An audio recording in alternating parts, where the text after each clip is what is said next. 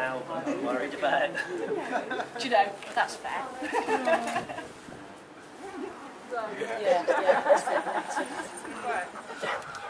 Yeah. Harry, hang on a minute. You can hold it. So, you ready? You sure? No. Hello, Albert. Are we ready? Right, we ready? Harry, what's this? Right, we're Sit. 12.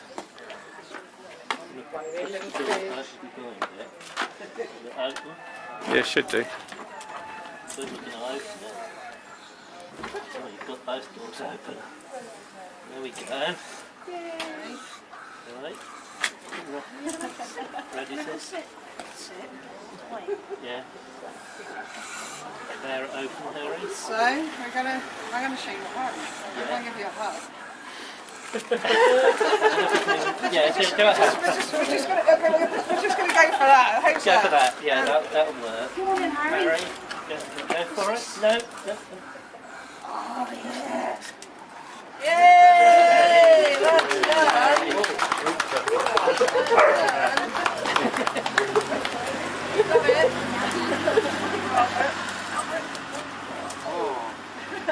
Don't eat the ribbon. Whoa, watch out.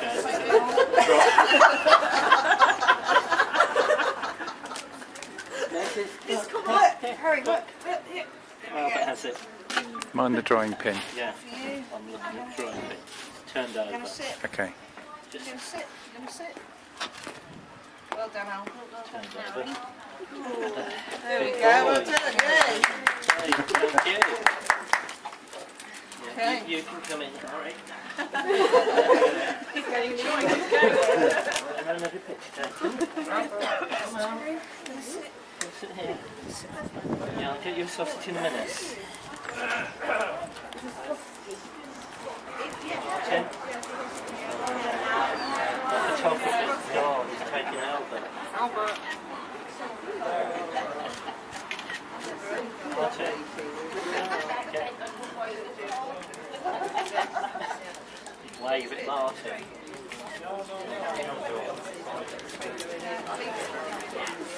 Pose.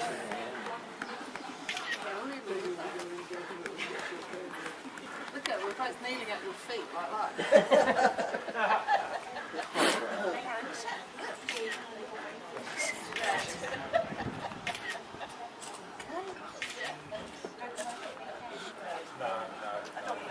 Smile.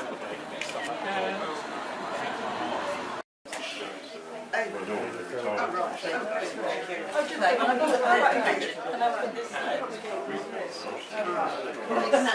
Yes, yes.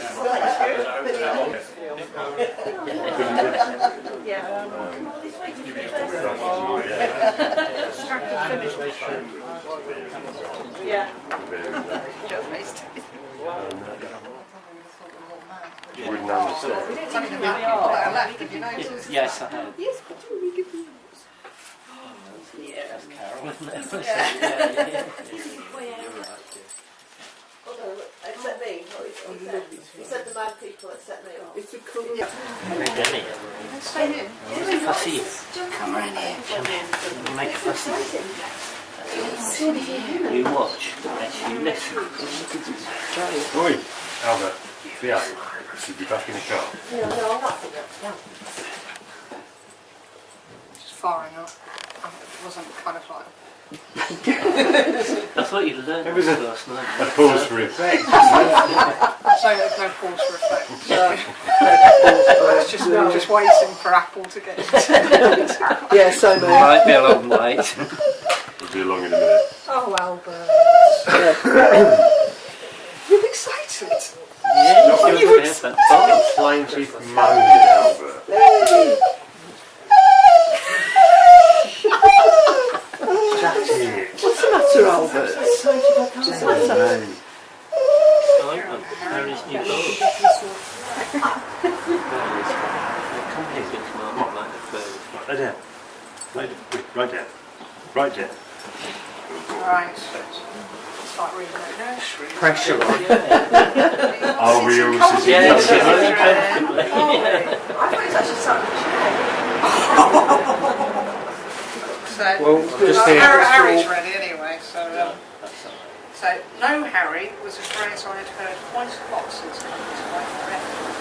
In fact, I had heard it so much at one stage I thought no was my name and refused to come when called Harry.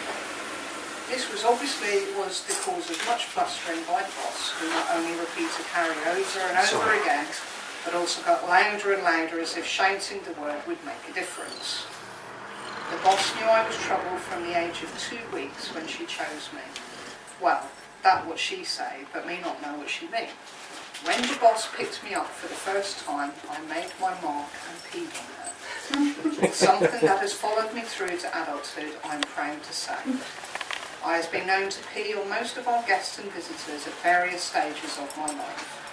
My best trick is to roll and pee for optimum coverage. Better still, when they back away saying, "No, Harry," that magic phrase again, I tend to follow, sprinkling as I chase them. It leaves me with warm satisfaction not only to leave me mark, but also empty my bladder at the same time.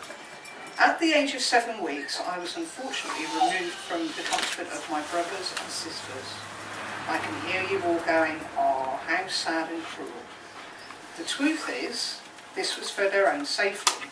Not only had I taken to peeing on them, but I was also hurting them as I was so much bigger than they was. I would squash them by snuggling in or lying on top of them. I was put in with some older Labradors as I was about their size. I continued to grow, and the day I was collected by the boss, I looked like Digby, the biggest spanner in the world. The boss was shocked when she saw me and left with the breeder's words ringing in her ears. I never breed big springers, never ever. I was brought to my new home aged 9 weeks. It was at this point I could really start to develop my cheeky personality, something the boss calls naughtiness. Upon arrival, I had to obviously explore the strange-looking dog with the swishy tail. It was the strangest dog we had ever seen, and looked nothing like my brothers and sisters. It not even looked like the Labradors we spent some time with. Every time we went near it, the big fluffy thing, who I later discovered was called Mullion, it would make a hissing noise like someone had pulled out its stopper and was letting out all the air. If I got too close, he would try to hit me with his paw across my chops. This soon stopped when I took to copying him and knocked him flying across the kitchen one day. I soon learned that this undogly creature was a cat and was my brofer, who I learned to love and cherish. The first night in my new home was an interesting one. Well, I found it interesting. The boss said I was a pain in the... Well, never mind that. She had bought me a cage to sleep in. Actually, she had not bought a cage in the normal sense of the word, but a canvas one. The reason for this choice was because the boss did not like the idea of me being behind bars. So at bedtime, I was put in this enormous canvas tent thing and zipped in. She had made it nice enough with a teddy and some toys and my blanket. I settled down thinking about my brothers and sisters and my Labrador friends. I'd never slept on my own before. There was no snuggling in with anyone, no warmth from my siblings, and no licking or kisses. The more I thought about it, the more I did not like my canvas tent. The more I did not like the canvas tent, the more I wanted out. So I howled and cried, Boss was on sofa sleeping because it was my first night, sucker. She said, "Shh, Harry, go to sleep, good boy." Well, that was it. I howled even more. When this didn't work, I stood up with my paws against the side of the canvas tent. Flump. I was standing on all 4 paws again. How did that happen? I stood on my back legs again with my front paws against the side of the canvas tent. Flump. There I was, standing on all 4 paws again. What I had discovered was that the canvas tent was so light I could actually roll it by pushing against it. Oh yes, it was like a square hamster ball. A couple more attempts and I was there, staring the boss in the face. You should have seen the look on her face, it was priceless. However, my hard work was not paid off with total freedom. After moved me back to where I had come from, the boss put a coffee table in the way, stopping me using my rolling technique. So I started howling again. When that no work, I lay down to have a rest. Oh, what's that in the corner, I thought to myself. Something shiny had caught my inquisitive eye. I pulled it a bit, and then pulled it with my teeth. Zip, the noise went. I liked that noise, so started pushing the shiny thing to make it do it again. Zip. Oh, how exciting, this was great fun. I then realised a gap had appeared at the corner of the tent. I pushed my schnozzle into the gap and pushed. Zip. More noise and my head was out. One more push and zip. I was free. I was outside the tent looking in. I found the box and stood on my back legs with my front paws on the sofa. I found the breathing end and licked the end of her nose. You should have seen the look on her face. It was priceless.